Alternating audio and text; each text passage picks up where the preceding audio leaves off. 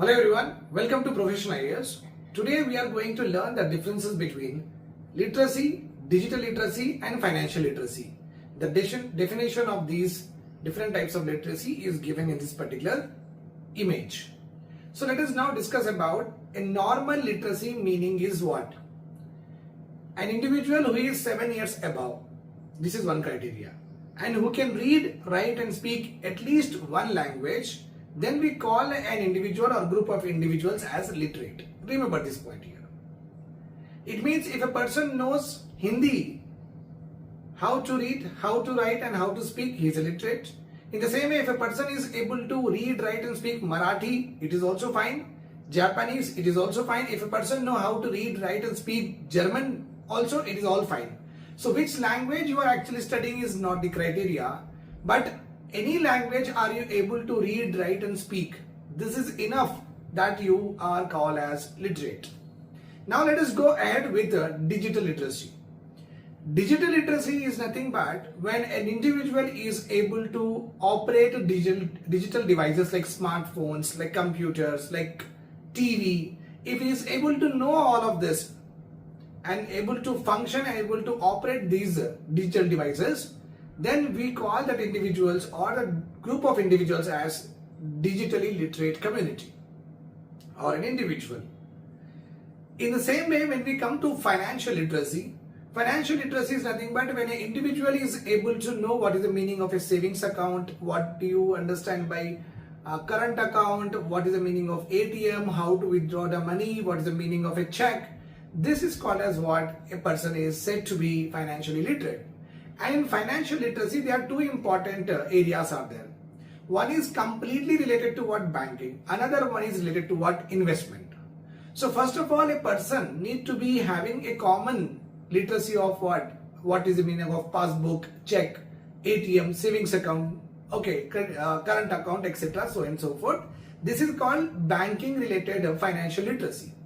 Another important area is also there with regard to financial literacy, that is investments. Whether a person is having the knowledge about shares, bonds, debentures, okay, promissory notes, underwritings. If a person is having all of these information also, then also it is called as financial literacy. So the first one with regard to banking awareness knowledge, we call it as primary financial literacy. The second one we call it as secondary financial literacy. So we have learned about normal literacy, digital literacy and financial literacy is over. Now when we come to literacy, according to 2011 census, because we have not done 2021 census, so according to 2011 census, the number of literate people in our country are 74.04%. Remember this point. Whereas when we come to digital literacy, 27% of the population is digitally literate. When we come to financial literacy, it is around 17%. It is around 17%. So just imagine a point here that the literacy, the normal literacy only we are unable to impart to the whole of population at this point of time. Digital financial literacy takes now long way to achieve 100% in all of this too also. Now let us also see what government initiatives has been taken in order to make these percentages into 100% and also make our community and also our Indian society empowered with all types of literacy. So with regard to normal literacy, means person who is above 7 years age can able to read, write and speak. With regard to that, there are two verticals of schemes are there. One is Samagra Shiksha Abhiyan. This is, remember this one. Another one we are having Sakshar Bharat program. One is Samagra Shiksha Abhiyan, Sakshar Bharat. Two verticals are there. In Samagra Shiksha Abhiyan, actually this scheme was launched in 2018 to 19 budget. And it's not like that NDA government or BJP government has initiated this particular type of schemes. It has already been there since the time of independence. Okay, so before that in 2001, we had Sarva Shiksha Abhiyan. And then the upgraded version of Sarva Shiksha Abhiyan, or you can say that middle school program was there, Rashtriya Madhyamik Shiksha Abhiyan. Then we also have a teachers education where teachers will also be imparted new training courses, etc. So teachers education. So before Samagra Shiksha, these three schemes were running. Sarva Shiksha Abhiyan, Pradhan Mantri Madhyamik Shiksha Abhiyan, teachers education. All these three were merged, and in 2018 to 19 budget, the government of India announced Samagra Shiksha, a overarching scheme that covers the complete education of a child from preschooling to up to 12th class. Remember this point, preschooling up to 12th class. Only one scheme is there. Means all the important features of the erstwhile scheme and new features have been added, and a very comprehensive scheme was evolved by the government of India.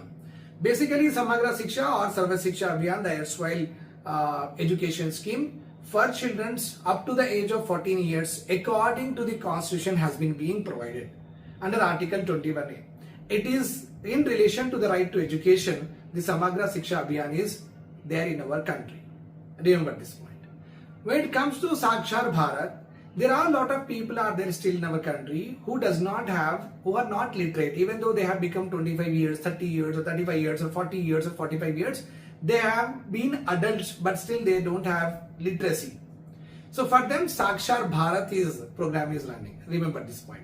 Nothing but even if this particular program was launched, 7 crore adult non-literates to be made literates. That was our aim in this particular scheme. In Sakshar Bharat, 7 crore adults who are non-literates, we should convert them into literates. Means we should impart them one language which they can read, write and speak. So as of 2016, according to the government of India, we have achieved the target. Almost more than 7 crore adults who are non-literate has been converted into literates, and they passed that biannual test conducted by NIOS. So that is all about it. One important aspect about literacy is, within the literacy, one more literacy is also important to the people who are in a 18 years above or 14 years above, you can say like that. Okay, within the literacy means you already know that anyone who is above 7 years can read, write and speak one language, that is literacy. Under it, another sub-component is there that is called as functional literacy. What is the meaning of functional literacy? Functional literacy is nothing but an individual should be given literacy with regard to activities that he performs into day-to-day life. Suppose I go to the Kirana shop and I took some items, I gave him 1000 rupees and I have to do the minus plus or not and I have to see the discount or not. This is called as what? Functional literacy. If I go to a bank and they give me a loan and they say that, sir, it is a reducing interest, sir, this is how this much you have to pay. So this is called as what? Functional literacy. The literacy which is normally important for an individual in its day-to-day activities, that kind of literacy is called as functional literacy. So in literacy, we have seen one vertical for children, Samagra Shiksha, and another Sakshar Bharat. And a sub-component we have seen, that is, we have just learned functional literacy. Okay. Now let us talk about the digital literacy. In order to make India cashless economy, means we should not exchange hard cash to buy or purchase things. Okay. In order to make India as a cashless economy, so digital literacy is very, very important. As you might be aware of this fact that many of the times, like 5-6 years back, we will be using a lot of cash. Nowadays we don't use it. We use GPay, PhonePe, etc. so and so forth. So maximum number of people are not using now hard cash. We want India to be a cashless economy so that we will also understand how much money is generated and there won't be any siphoning of money, because all of what we are paying have to go into the bank account, and India can easily track the bank accounts of the individuals. So we want to make our country as a cashless. Then it is important to give the digital literacy or not? Yes. Only 26% of the people of our country are digitally literate. Means they know how to operate the smartphone or laptop.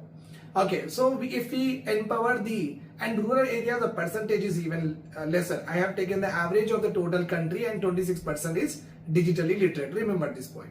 Now digital literacy we have to impart. For that purpose, first of all, government has to give what? Government has to give internet services. So without internet, what is the use of GPay, PhonePe? It will not work. So one of the prerequisite of digital literacy mission is nothing but, okay, giving IT, this is internet infrastructure is important. This point you have to remember. Okay. Now in digital literacy, what government of India is doing? Here also two verticals we are having. One is National Digital Literacy Mission, also called as Digital Saksharta Bharat. We call it as DISHA program. National Digital Literacy Mission, NDLM, ORR, it is also called as Digital Saksharta Abhiyan, DISHA. Okay, in this scheme, nearly about 56 lakh people has been targeted. Okay, and along with what ASHA workers, Anganwadi workers also included under this particular 56 lakh. So the basic goal of this particular mission is to impart digital literacy to 56 lakhs population. Okay, and one member from each household. One member from each household. This is one. Another vertical we are having to give a special focus to the rural areas. Government of India has launched Pradhan Mantri Gramin Digital Saksharta Abhiyan. Pradhan Mantri Gramin Digital Saksharta Abhiyan. Under this, target of 6 crore people have to be digitally literate. That has been fixed. Again, one member from one household. Okay, in the age group of 14 to 60 years. Any, like if I have a household of 5 people, then one member of my household will be given a training of what? Digital literacy.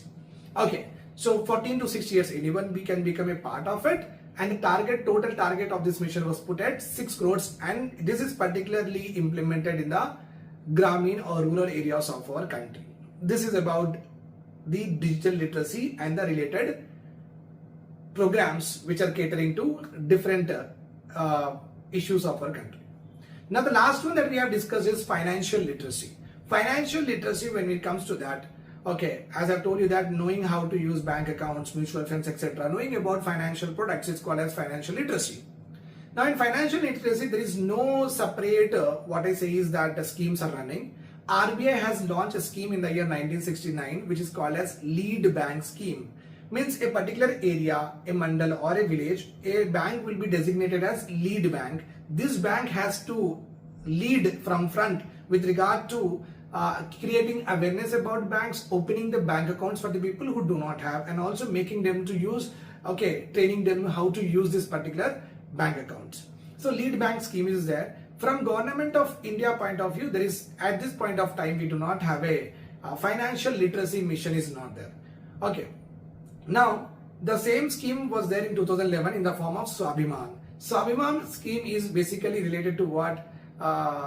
Making more and more people, okay, giving more and more people banking, okay, training them how to use this particular bank accounts.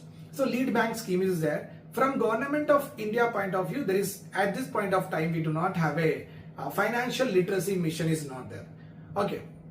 Now, the same scheme was there in 2011 in the form of Swabhiman. Swabhiman scheme is basically related to what? Making more and more people, okay, giving more and more people banking accounts. That was launched by the Congress government in 2011. The same program, okay, was launched also by the Modi ji government. Right. It is Pradhan Mantri Jan Dhan Yojana. Here also those people who don't have the bank accounts, the Government of India want to open the bank accounts from the unbanked areas where there is no banking facilities there.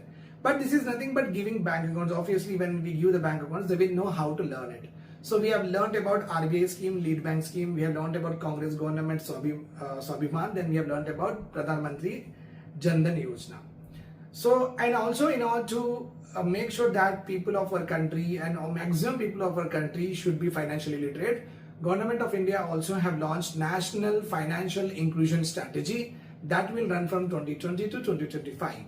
So I have discussed all the types of literacy along with the percentage of population who are literate in that, and also the various schemes and programs that has been initiated under this program. Thanks a lot for watching, and you will have all the slides in the beside me. Thank you.